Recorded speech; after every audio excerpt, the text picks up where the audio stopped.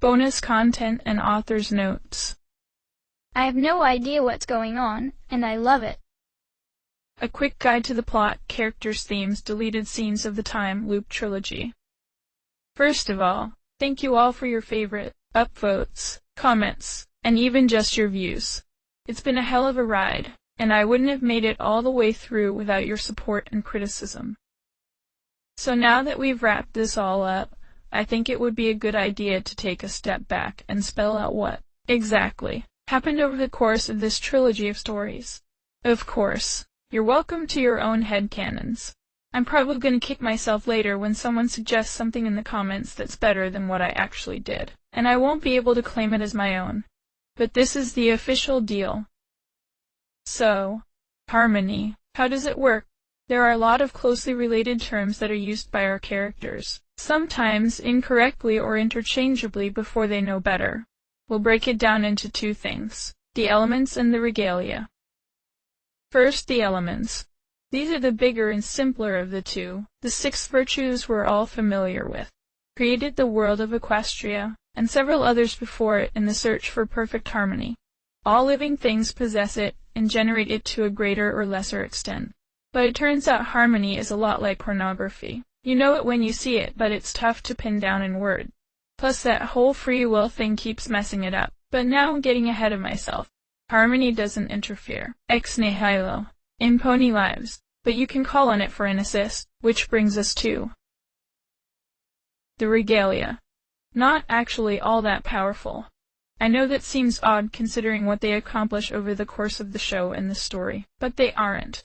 They're intelligent but not alive, and therefore lack that spark of harmony that living things have. They can't create on their own, though they can push and prod at inanimate things and maybe slip a few gentle suggestions into your head. It's not really story relevant, but in my mind their inability to create stems from the fact that they themselves were never created. They exist as an ontological paradox. Their job actually kind of sucks, when you think about it. They get dropped into a world full of imperfect and damaged parts, and told to make it into a perfect harmony. They haven't ever pulled it off on any other world, and by the end of Chapter 5 it's clear this one wouldn't be any different. They're sort of like temporal surgeons, excising bad outcomes and calling in their bosses to nuke them from orbit, hoping that whatever's left afterwards will survive. They also don't really get living things. They see darkness and chaos and think that's bad, and we should purge it rather than that's life. Hence they're reforming Discord and weakening Luna. Being a physical embodiment of an abstract concept will do that to you. So, if they aren't that powerful, how do they make such huge changes to the world? Well, by drawing harmony from their bearers. Blowing up a window or making lightning strike a particular point they can do on their own, but to rewrite something like Nightmare Moon, Discord, a changeling swarm, or a twilight they need a ponies to activate them. They're quite good at making little changes to bring about exactly that exactly when they want it. So enter every pony's favorite adorable librarian and multi-time savior of all of existence.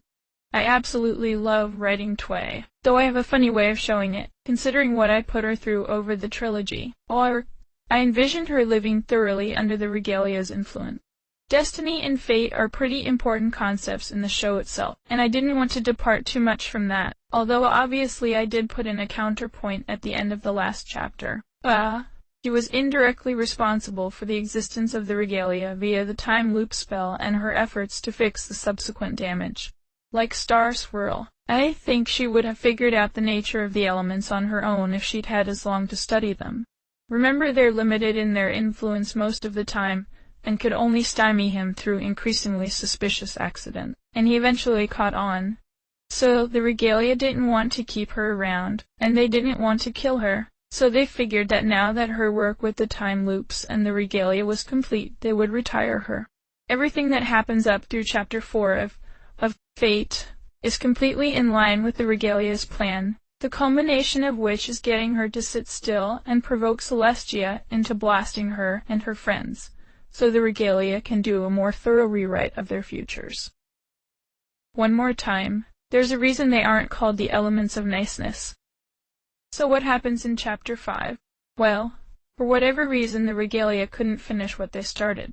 even though they put her in what would have been a very nice lifetime and rejigger her memories. I rewatched Magical Mystery Cure about 5 times over the course of writing this. Although I've never liked that being knocked out of alignment with their destinies made the rest of the main 6 so miserable. So I did some rejiggering of my own. The power of her friendships ultimately prevail.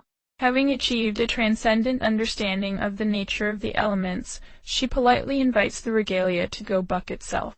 The music metaphor is one that I'm really happy with. And yes, I was kicking this around in my head all the way back when I wrote about Luna and Celestia in Stitch. I sprinkled so much continuity porn through the series, and I hope if anyone does go back and rereads the series from the start, they find that they can spot things that they missed the first time through, or hidden double meanings in some of the dialogue. After all, what kind of time loop story would it be if you didn't benefit from starting from the beginning again? Okay, that's story. Let's talk characters. Twilight. I outlined how much I love her above, but I have to say it again. Smart, snarky, adorable. She's the whole package and a blast to write. An author can't ask for much more than a protagonist who feels equally natural when she's delivering an epic rant to the local powers that be as she does collapsing in a neurotic little breakdown. She's like a pony Harry Dresden who leans a bit more heavily towards book smarts. Of course the film writers deserve the real credit for giving her to us in the first place. Here's hoping for more of the same in Season 4, Princess Hood notwithstanding. Azalea. Alright, let me be upfront here. Writing romance is hard, and okay romance doubly, so because you don't have that collection of character moments that really come to life in the show. I like Azalea. Right from the start my intention was for her to be the normal girl, the mayor next door, and a fresh perspective that I could use to point out how insane Twilight's life really is. That said, I went too far with making her not special, and ended up with bland, at least at first. She's been the catalyst for some great moments, and I enjoy breaking Twilight's heart with those fights and confrontation. Plus I got to turn weather vanes into a running gag. I'm happy with the scene on the pond too. Between Stitch and Fate, I took a hard look at her. She was over the self-esteem thing, more or less, and I needed somewhere to go with her arc, even if she wouldn't be a huge part of her fate. I didn't want to admit defeat and just disappear her, so I decided to turn lemons into lemonade.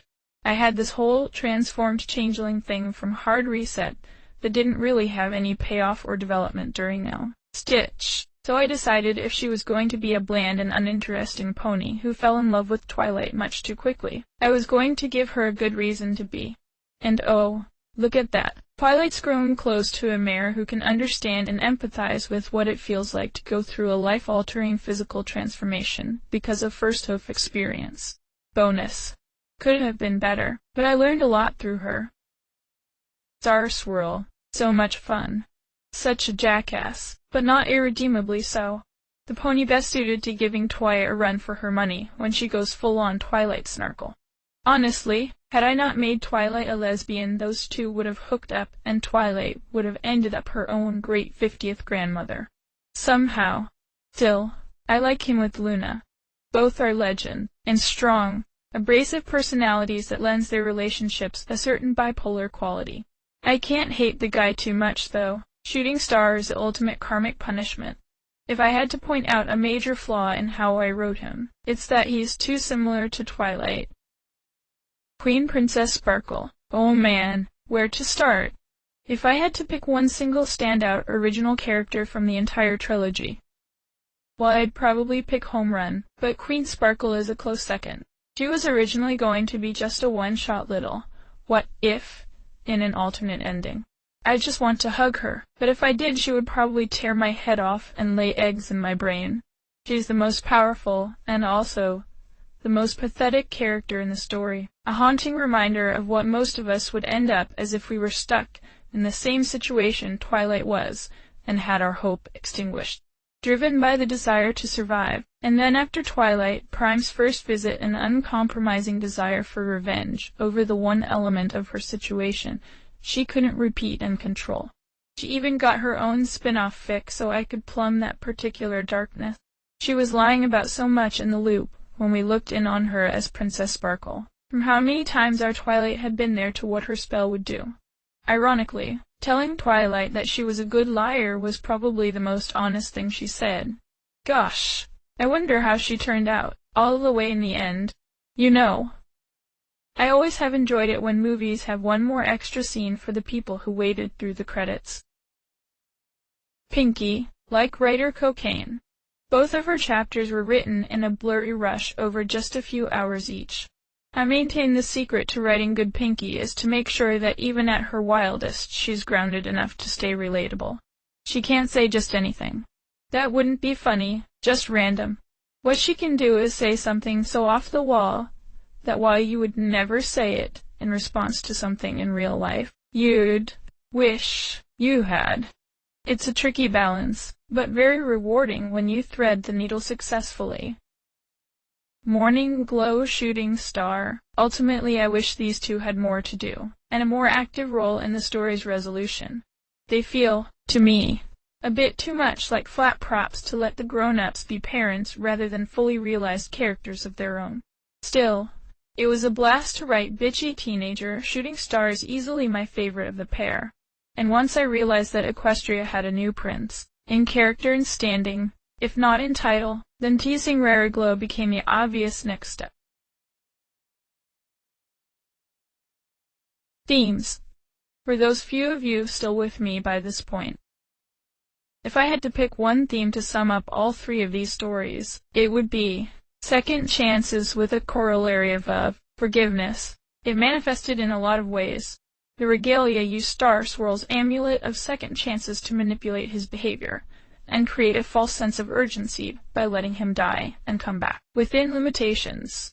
Obviously, in a time loop you have an unlimited supply of second chances, but on the other hand, as Azalea pointed out at the lake, eventually, you have to accept an outcome and move on or you're, well, Queen Sparkle. Both she and the Regalia were characterized as having no capacity for forgiveness at all. The Regalia have an impossible set of standards for ponies to live up to, and wipe out entire worlds that don't meet them, and Queen Sparkle can't even conceive of why Twilight wouldn't put Azalea through a horrible death for being a changeling. Meanwhile, Twi picks up a greater and greater capacity for it, even trying to reconcile with Stargazer back in her own timeline in the end. Also, one that sort of caught me by surprise was how much parent-child stuff cropped up in Fate. I think almost every major character is a parent to or child of one of the others, although in Twi's case it's a temporary development. I don't think there was anything specific I was trying to say about it, but I definitely noticed it popping up a lot. It's just an inherently rich dynamic to be tapped, or a cheap source of feels if you're feeling less charitable, although I tried to keep it a little more organic than that. Way, feel free to try to armchair psychologist your way into my psyche in the comments.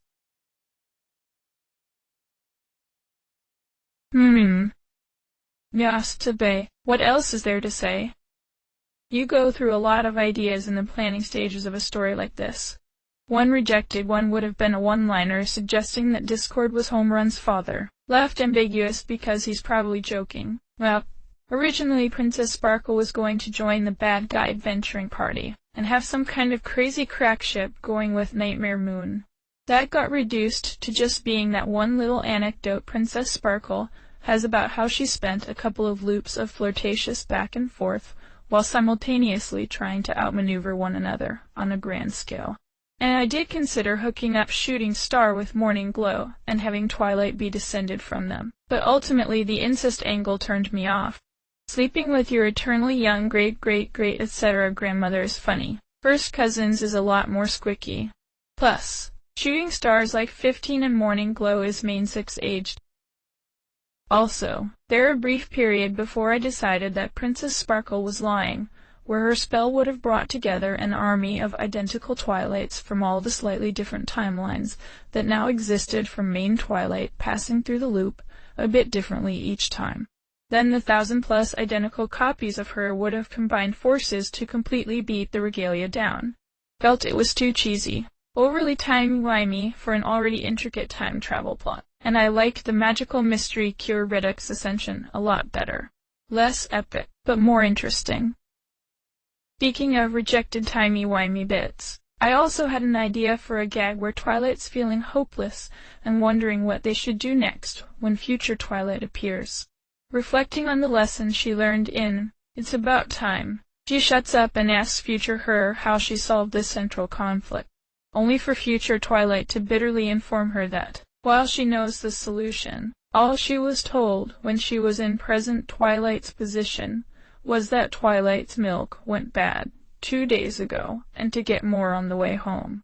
They then snarkily commiserate with each other about how much time travel sucks. And of course, a few chapters later, Twilight sees it from the other side when she travels back to close the loop. Then, in the final chapter, she remembers to buy milk on her way home from the post-adventure celebration, only to discover the milk she had already wasn't actually going to go bad for 4 more days. The warning never meant anything. Cue Faishoof. Toss the gag for being unnecessarily complex and distracting, but salvaged the lay. Warning from another time that your milk went bad. For Twilight's rant about hating prophecies. So in the end, special thanks to all my pre-readers, Luminary and his army of proxies through which he haunts me. So far just one guy on the internet, Midnight Cyanobacteria Herald, and Dawn my little ostrich needs to be a thing scroll, and anyone else who read and commented my drafts.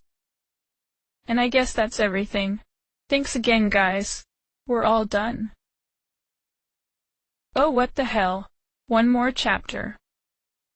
End of chapter.